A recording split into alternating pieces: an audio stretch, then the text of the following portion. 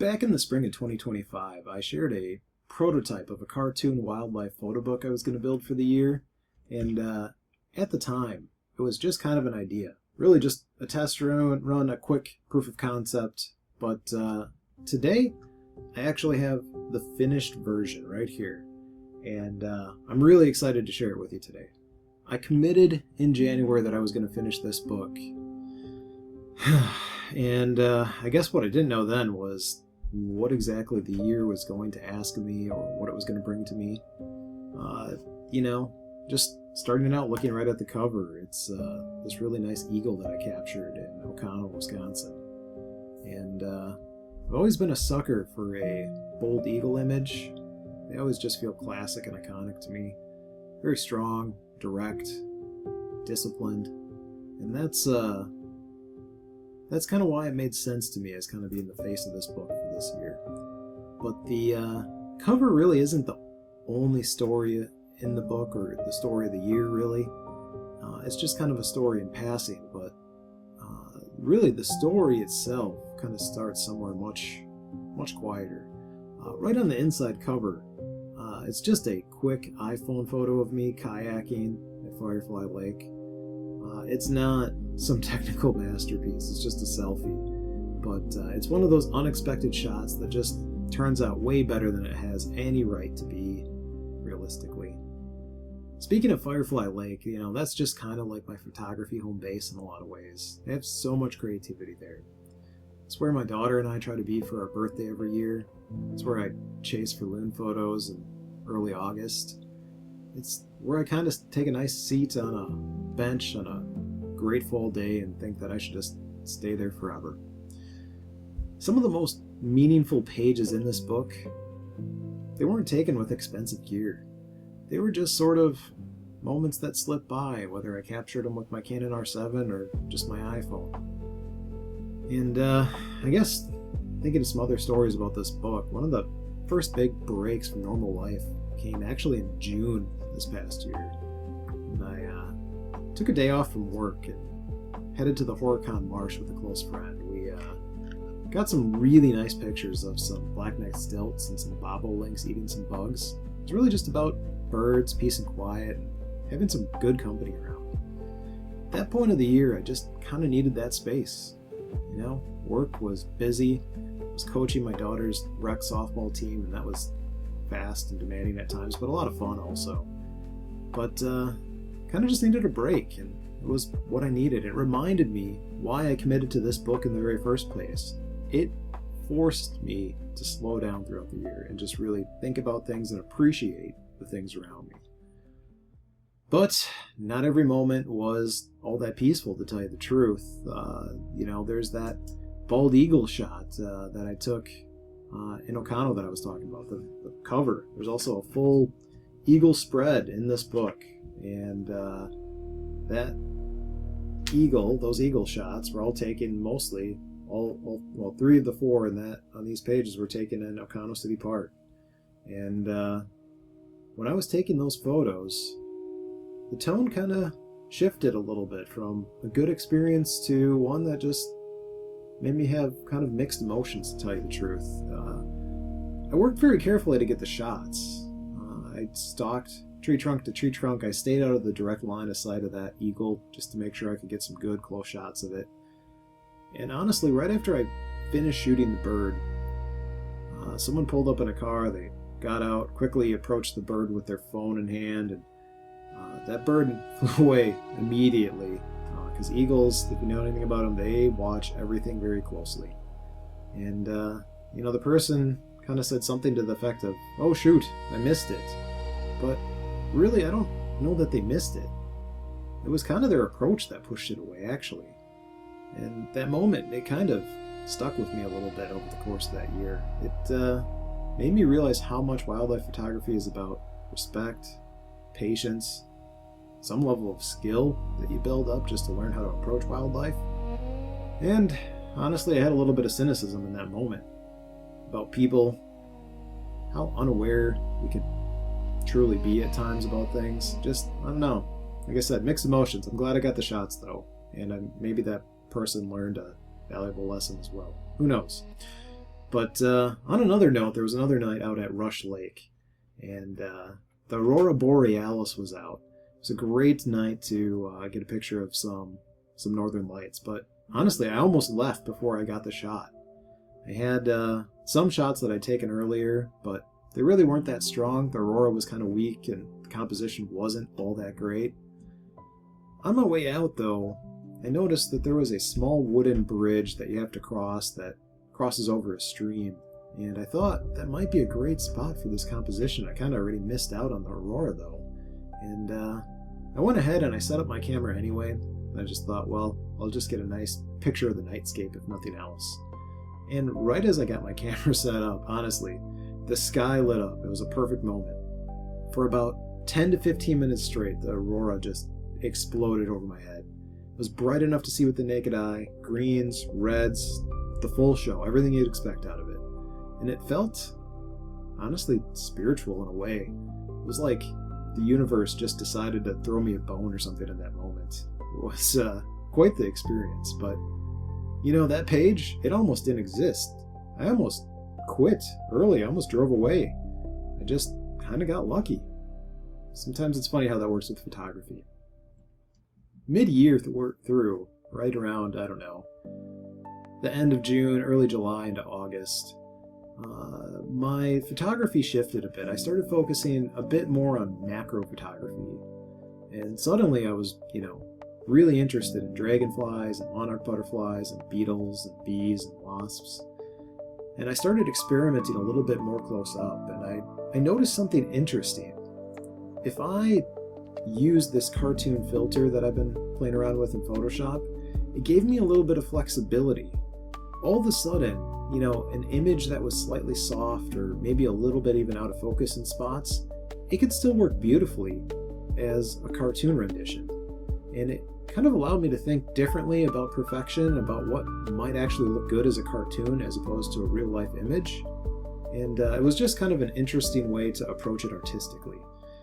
Then there were the night hikes. So I tend to take a lot of hikes after dark while we're on our annual family camping trip. And I spend a little bit of time usually walking around Firefly, Emerald Lake, a little bit after dark. I got some really great pictures of those locations. It was pretty amazing when we were camping. There were full moons over Firefly and Emerald Lake. I did some deep space imaging of the Andromeda Galaxy. That was a ton of fun too. But it's just kind of how I have done things. After the campfire dies down and everybody goes to sleep, I like to stretch my legs a little bit, take a nice quiet hike around Firefly Lake. It's about a mile or so to go all the way around, maybe a little bit further if you go down to Emerald Lake. But it's just a nice quiet hike, and I have my camera in hand, and I've just gotten so many great shots doing that over the years. You never know what you're going to see, whether it's a full moon shot or a Milky Way shot. I mean, you really have a great opportunity depending on what's going on with the night sky at the time. And, I realize that most people tend to feel a little bit uneasy about walking around alone in the woods at night. But to be honest, if you try it sometime, you might find that it's actually a bit more calming than you'd ever imagine. And I feel like these pages that I put in here about those night hikes, they have kind of that stillness of the night. There's kind of distance from the day noise in them, and they turned out really, really well. And in a lot of ways, the cartoons turned out better than the actual shots that I took with my actual camera. Also, there's another story here. It was about a late winter snowy owl that I encountered in Sheboygan, and that was something else entirely. I mean, I was stacked with teleconverters on top of a telephoto lens. I mean, I think I had probably a 2-time teleconverter connected to a 1.4-time teleconverter connected to a 600mm lens. And honestly, the best shot I could get in that moment with all that reach was more of a landscape shot. I got a picture of the Sheboygan Lighthouse, and if you look at the Sheboygan Lighthouse, the owl, the snowy owl, is in the lower left-hand corner, just kind of the silhouette that I included in the book. And it was a nice shot. It's a great shot. It turned out fabulous, but it wasn't as good as getting a little bit closer to that snowy owl. The problem was, to get to that snowy owl, we had to go out on a rocky breaker wall, and it was covered in glaze ice virtually the entire way. So one bad step and you're either going to get injured or wreck your gear. But close group of friends, we did it. We decided to carefully hike out that quarter mile, and we got out there, and we probably got some of the best snowy owl shots that we've ever gotten in our lives. I mean, it just turned out to be a great experience. And I think that's what I'm going to remember the most about that story. It's not really the super awesome image of the snowy owl, although it's a great picture. I honestly haven't even done anything with it other than put it in this book. I haven't printed it. I probably should, but I haven't. And I think what's going to stick with me, though, is kind of the camaraderie of the moment of being with two close friends that really enjoyed photography and birding, and just having that moment with them and kind of achieving something really, really great, and kind of pushing the limits a little bit. That's the memory I think that's going to stick with me my whole life, not the actual photo, although it's a nice picture. I guess the year kind of turned as it went by, and as it does, but eventually, we led into snowy hikes and filtered light through the clouds. I took one day off with a close friend, and we hiked 6 miles in fresh snow. That's a heck of an effort if you've never done that before. It was probably 3 or 4 inches of snow fresh, and it doesn't sound like much, but when you actually get out there and start hiking through that much snow, especially 6 miles, you really start feeling it. And but we still had a great time. My close friend of mine, we were out there, and we were just talking about birds and life, as we tend to do. And that's what I remember about that moment too, although we got some really good pictures from that outing as well. Nothing too special, but they were some really nice shots, and people really enjoyed those when I shared them. So I think that was a really successful day for December photography, for that matter. But one other thing I wanted to mention is, a few months before that final December hike, there was a weekend in the Minocqua area. I was at actually Cathedral Point on Trout Lake, and that weekend I think I pushed myself to the absolute max. I actually put in over 50,000 steps in a single day. I mean, it was like 25 miles on the trails up there. And also, the thing I didn't mention is my hamstring was slightly strained or pulled at that time. It did not feel good. I really kind of powered my way through it. And the next day, after 50,000 steps, I pushed it some more. I took the bike out. We went on the Bearskin State Trail, and I did 30 miles on that trail biking. And then the following day, I did some more hiking, not quite as much as the first day, but put in several miles on the trails. I was pretty exhausted by the time we hit Saturday night, which is when I was packing up and heading home. And that's what brought me to Cathedral Point. I wanted just to stop one last place and kind of take in the sunset. The sun was about to set, and it was a really nice day in October. I mean, even though I was completely exhausted and definitely feeling all 41 years old, and probably should have been 20 to do something like that, but it was just a really good experience. Sometimes you really got to push yourself kind of beyond. You got to push yourself sometimes and do some hard things just to kind of prove you can do hard things every once in a while. I feel like that's an important aspect of life from time to time, and that's what that weekend was for me anyway. But anyway, completely exhausted on that final afternoon, I was just kind of laying down at Cathedral Point in some pine needles. It was in the warm sun as the sun was setting. I was just enjoying the view as the sun was starting to set on the horizon. And I didn't even notice the mushroom at first, but then I realized there was kind of this small mushroom right in front of me, and the sun was just hitting it just right. And I thought, I think this is it. This is the perfect composition. And not really because it was overly dramatic or anything, but honestly, at that point, it just felt earned. It's like that weekend kind of felt like the closing weekend of the photography season for me, just because it's like the changing of the seasons. And even though that day was a super nice, uncharacteristically warm October day in northern Wisconsin, the seasons, they change very quick at that time of the year. And once you kind of get into fall and early winter, your opportunities to get out and do some nature photography just, they dwindle a little bit, and your compositions start to vary, and you're really, really stretching for materials. So that's what I mean when I say it feels like a closing of a season. It's a little bit more of a struggle in the winter. But I don't know. It turned out to be a really good experience, and that was a really awesome photo that I got out at Cathedral Point. Probably one of the best compositions of the year, hands down. And just kind of thinking about all these pages in this book. When these images are on a hard drive, they're just kind of archived files. And every once in a while you can reference them maybe, or shoot them up to the cloud, and you can see them out on your Google Cloud or iCloud or something like that. But when I actually took the time to design every one of these pages in this book and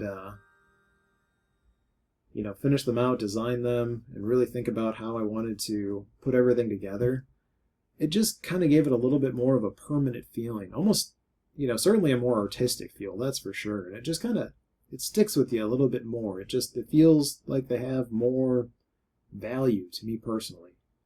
And anyway, I guess what I'm trying to get to say is that when I set out in January, I promised myself that I would finish this book. And I did. There were times where I thought maybe I wouldn't. I almost walked away from it a couple times throughout the year where I thought, well, maybe this just isn't a good idea. Maybe I don't have the time for this. Maybe it's not worth the effort. But I persevered. I really buckled down and had the discipline to get it done. And that's what was important to me, I think. It was more that I committed to the goal and that I finished it. So I'm really happy that this book could be completed, and I'm really happy to share it out with family and friends and anybody else who cares to see it. But who knows? Maybe at this point it was incredibly rewarding to kind of finish it, so it may become a yearly tradition of sorts. But I can tell you one thing. Next year it won't look like this book. I already have maybe some different ideas. The comic thing or the cartoon thing was fun. It was exciting. I'm glad I got to play around with it. But that was last year. And now I'm thinking about something totally different for this upcoming year. And that's what I think I'm looking most forward to of all. Anyway, all that aside, if you're interested in seeing the original photos that are part of this book, all of the original photos that I converted into cartoons, as well as the digital files of each book page, are on my website.